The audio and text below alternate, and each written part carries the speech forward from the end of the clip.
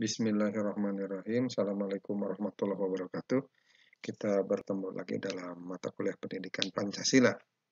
Kita akan diskusikan tentang Pancasila sebagai dasar nilai pengembangan ilmu pengetahuan. Dipahami pada sila pertama dari Pancasila yaitu nilai ketuhanan sebagai dasar pengembangan ilmu, di mana di dalamnya terdapat nilai ketuhanan yang menjadi dasar pengembangan ilmu pengetahuan dan teknologi.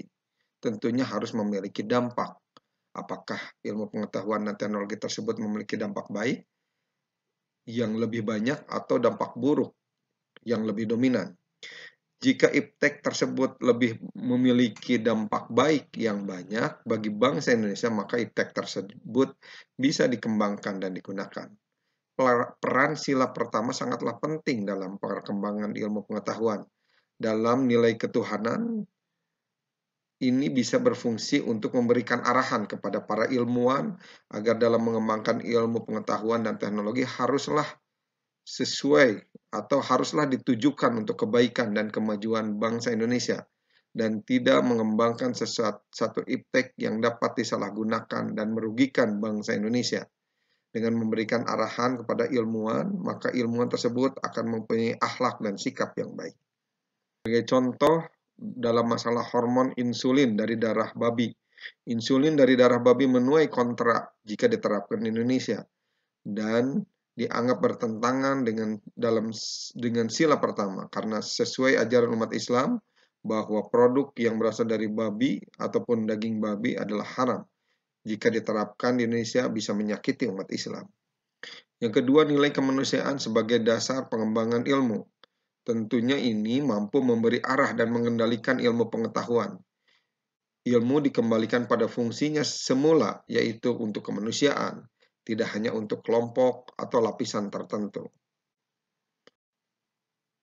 Sila kedua kemanusiaan yang adil beradab ini juga mengandung nilai kemanusiaan yang di dalamnya berkaitan dengan pengembangan ilmu teknologi haruslah ditujukan untuk kesejahteraan bangsa Indonesia.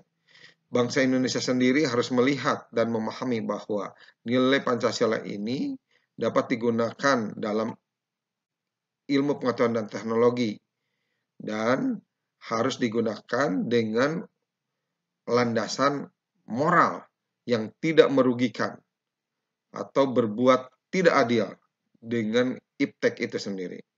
Pengembangan iptek di sini haruslah mampu menaikkan harkat dan martabat bangsa Indonesia. Contohnya pada proses cloning pada hewan. Teknologi ini menuai pro dan kontra. Banyak yang menganggap bertentangan dengan sila pertama dan kedua dalam Pancasila karena hanya Tuhanlah yang diyakini dapat menciptakan makhluk hidup. Dan juga harus dipertimbangkan bagaimana jika terjadi penyalahgunaan terhadap gen atau genetik manusia yang tentunya akan menurunkan harkat dan martabat kemanusiaan. Nilai persatuan sebagai dasar pengembangan ilmu inilah implementasi dalam sila yang ketiga. Bagaimana mengkomplementasikan universalisme dalam sila-sila yang lain sehingga suprasistem yang mengabaikan sistem dan subsistem. Selanjutnya, solidaritas dalam subsistem sangat penting untuk kelangsungan keseluruhan individualitas, tetapi tidak mengganggu integritas dalam pemahaman, tidak mengganggu persatuan dan kesatuan bangsa Indonesia. Contoh kasus dalam media sosial dan internet. Media sosial dan internet yang merupakan hasil dari iptek seringkali digunakan untuk menyebarkan isu, sara, dan berita palsu yang bisa menyebabkan bangsa Indonesia panik ataupun terpecah belah menjadi beberapa golongan. Keadaan ini tidak sesuai dengan sila ketiga dari Pancasila. Selanjutnya, sila keempat, nilai kerakyatan sebagai dasar pengembangan ilmu. Sila yang berisi kerakyatan yang dipimpin oleh hikmat kebijaksanaan dalam permusyawaratan perwakilan mengandung nilai kerakyatan dan demokrasi, di mana dalam pengembangan iptek setiap bangsa Indonesia memiliki kebebasan untuk mempelajari, mengajarkan, dan mengembangkan iptek. Tapi dengan syarat bukan iptek yang dapat merugikan bangsa Indonesia. Bangsa Indonesia juga harus dapat menghormati satu sama lain.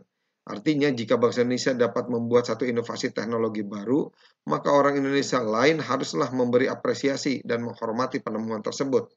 Pemerintah Indonesia juga harus memberikan apresiasi nyata, di mana pemerintah dapat memberikan dukungan finansial, perizinan, ataupun hal-hal yang bisa membantu pengembangan teknologi. Dalam kasus teknologi nuklir, dalam pengembangan teknologi nuklir, menuai banyak kontra, sehingga setelah dimusyawarahkan oleh masyarakat dan elit politik, maka pembangunan teknologi nuklir tidak dilanjutkan. Selanjutnya, nilai keadilan dan dasar pengembangan ilmu. Di sini menekankan keadilan guna menjaga keseimbangan antara kepentingan individu dan masyarakat. Karena kepentingan individu tidak boleh terinjak oleh kepentingan semuanya.